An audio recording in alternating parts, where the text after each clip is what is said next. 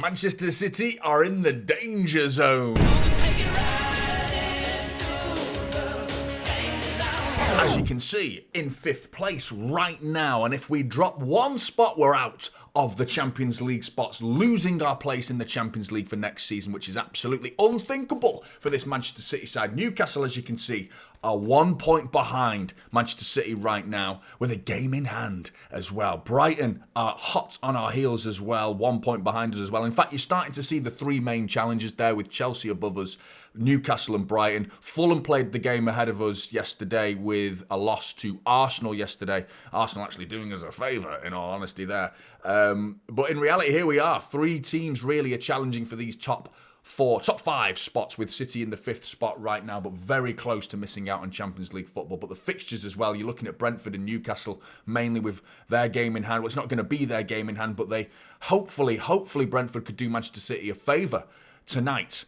We just got to do our job, mainly. That's the main priority for Manchester City, and it's against Leicester, okay? So surely we do our job as well. Of course, you're going to look at the Brighton fixture as well, against Villa as well. They're also challenging for these spots all the way down in 10th as well. So, I mean, I think I'd probably prefer Villa to win, with them being further behind Manchester City as well. But as long as we do our job against the Foxes, a bit of a Fox massacre is what Manchester City fans are hoping for. A little bit of a, not rabbit in headlights this season, they've been foxes in headlights, and you're hoping Manchester City are the 18-wheeler coming the other way. But there's absolutely no chance Erling Haaland is driving that 18-wheeler, with him being injured as well. But you've just got to hope Manchester City tonight can do some fox hunting. I'm going to be getting a knock on the door from our SPCA after this. Definitely going. What are you talking about, mate? You talk a fox riot, inciting a fox riot. That's what I'll be doing tonight. Watch along as well. Come and join me for that one as well. We're doing a watch along tonight. Make sure you tune in for that. But we've got a team that we could, if you could pick one team to go up against, it's Leicester at home as well, with their away form this season being pretty abysmal. 35 goals they've conceded in 14 away matches this season. They've lost 6 in a row, 7 in all competitions, in fact. If you exclude the United game in the FA Cup that they lost a few weeks back, they've lost all their Premier League games, the most recent 6, and they haven't scored a single goal in the process, have Leicester, as you can see. So yeah, I mean, if you could pick one side, it's got to be Leicester. So surely we do our business. City riding the wave of confidence that we should have from going away to the Vitality Stadium and popping some cherries and beating Bournemouth in the process and bagging ourselves a place in the FA Cup semi-finals, which is absolutely essential for Manchester City's season, and calling it a success at the end of the season as well. If we manage to get ourselves a piece of silverware, it would be unbelievable. But get in the comments below. Let me know, what would you rather happen this season? If you could only pick one, would you pick the FA Cup, or would you pick Champions League spot? For me, I would sack off the FA Cup and make sure we get into the Champions League, because that's the rebuilding process. That's next season's. That's the long game that Manchester City need to play. They're thinking about the following seasons, and the ability to attract players in the summer transfer window is more important than celebrating a piece of silverware this season. But I think we've got it in our capacity to do both this season. And then we can start talking about it being a successful season. You start sticking a 1-1-5 successful overcoming the charges situation and slapping the word innocent on our name. What a fucking season we've got on our hands. Manchester City's form, yeah, a little bit mixed, as you can see. 3 wins in the previous 6, 2 of which were in the FA Cup, 1 against Plymouth and 1 against Bournemouth. That was difficult. Brighton as well, it was a bit of a frustrating result. The Forest loss as well, as United found out. They're a horrible team to play against right now, Forest, and we've got to play against them soon. So in the FA Cup as well, so we might be able to get some revenge, and that will be, of course, at Wembley. But you're looking at this Leicester side. I mean, they're nowhere near good enough for this Premier League side for me. Ruud van Nistelrooy's hardly turned the ship around for them at the minute, and the Foxes are struggling, absolutely struggling. I mean, even Rasmus Højlund can go away to their place and bag a goal. He hasn't scored a goal in 21 matches, and even he managed to get himself on the score sheet against Leicester. So surely we can do the business against this Leicester side. I'm feeling confident. I'm feeling confident. And I don't think there's been many games this season that Manchester City have entered into feeling confident, you know, with the form that we've shown this season. But you just never know. You just never know with this Manchester City side. But I think we'll do the business. In terms of who's missing for both sides, the one name you did not want to see on the list of absentees for Manchester City was Haaland.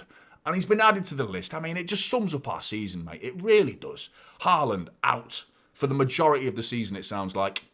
with lots of speculation as to when he's actually going to come back. City weren't exactly clear with that with their statement, but still, it sounds like the majority of the season he's going to be out for, hopeful for the FIFA Club World Cup. Let's just go for the worst, assume the worst, and prepare for the worst. And putting a positive spin on it, you might be able to see Marmoush playing in that system and a new system. A lot of people have been crying out for dropping Haaland in certain stages of the season, so now you get your wish. Now we get to see these players playing in different positions and a new duty to the players behind Omar Marmoush and getting into the box to fill that box, because there is no Erling Haaland presence that commands the attention of these defenders throughout every game that he plays in. Now it's Marmoush, which is less of a presence, a very different type of presence, a little bit more tricky in terms of agility and things like that. So you've got Foden behind him, De Bruyne potentially behind him. These guys have got to get into the box now and help Omar Marmoush, which is incredibly important for the success of the rest of the season.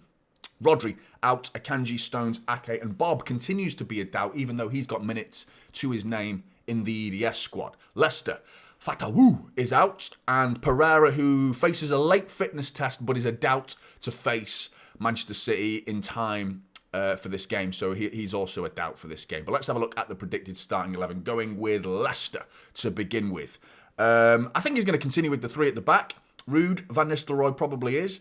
Hermansen in between the sticks for them. I think we'll see Wout Faes at right centre-back, Connor Cody, and Luke Thomas alongside Connor Cody, with James Justin alongside at the right side, right wing-back probably it'll be, and Victor Christiansen, left wing-back. In front of them, Wilfred Ndidi, and where is he? Boubakary Samare alongside Wilfred Ndidi. Patson Daka has been often alongside Jamie Vardy this season, if I can find him. There you are, Patson Daka. A little bit tucked inside to allow the width of Justin overlapping him on that right side. Same can be said on the other side of the pitch with... Where is he? Where's he gone? I've absolutely lost him. El Kanous at the left side with Christian overlapping him, so they tend to tuck in and try and get alongside Jamie Vardy, and I think Jamie Vardy therefore will be up top, having a couple of Red Bulls and a pack of fags up front. Jamie Vardy.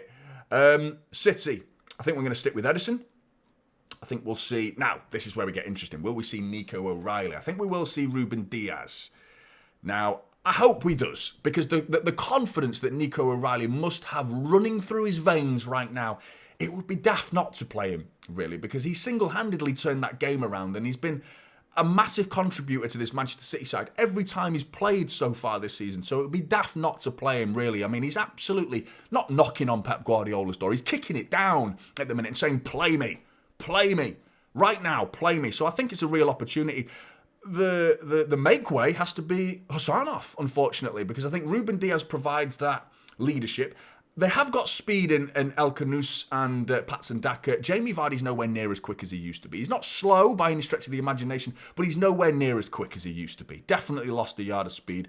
So while Hassanov definitely provides that speed, I'm not entirely convinced we're going to need it tonight. And we do need some experience, though, I think, with Vardiol and Ruben Diaz providing that, I think. And it'd be interesting to see if they get tested tonight, because I don't think they got tested at all against Bournemouth in the second half. People are saying it was Vardiol's reasoning why we got a 0.00 XG conceded against Bournemouth in that second half. But I think the players in front of them, to be honest, did a majority of the work there, the heavy lifting in front of them, the number of tackles to De Bruyne's name. He got 6 tackles to his name. Bernardo Silva got 6 tackles to his name. Vardiol got like 1, if I remember rightly. So the work was done in front of them. So I'd like to see these two get tested with a partnership that people have been crying out for quite some time. Alongside these two, I think we want to see Nico O'Reilly. I hope Pep does it. I think he will. I hope he does. Mateus Nunes on the other side of the pitch, who people have been a bit harsh on, in my opinion. I thought he had a reasonably good game, apart from that one crazy pass that gave away a goal. He has to cut that out, Mateus Nunes. He can't be making mistakes like that, because it could be really, really costly by the end of the season. Nico Gonzalez in front of them. And I want to see Gundogan again. I think he played reasonably well. Kovacic might get a rest. Both of them came off in that game as well. Now, in front of them, do you want to see Kevin De Bruyne or Phil Foden? Now, I don't think Kevin De Bruyne's got the legs in him to do back-to-back 90 minutes, considering he also did back-to-back 90 minutes in the international break for Belgium as well. The fact that he played the full game against Bournemouth following that international break as well, which is like a lot of minutes for Kevin De Bruyne in recent weeks, and he worked his socks off in that game. I would be happy if he's capable and able to do it, but you're running a risk of losing Kevin De Bruyne for the final, 8-9 games of the season, which would be a big loss, even though he's not been playing at his best football in this whole season, really. So I think he'll go with Phil Foden, considering the fact that he took him off early in that second half against Bournemouth. Mamouche has to go up front, surely, and I want to see the power and the pace of Savinho and, where is he? Jeremy Doku on the other side of the pitch, which I think is more than enough of a starting 11. But what do you think? Make sure you're tuning in for the watch long later tonight. Come and tune in for that. It's going to be a good one. And take care, and I'll see you in the next one. This is typical City.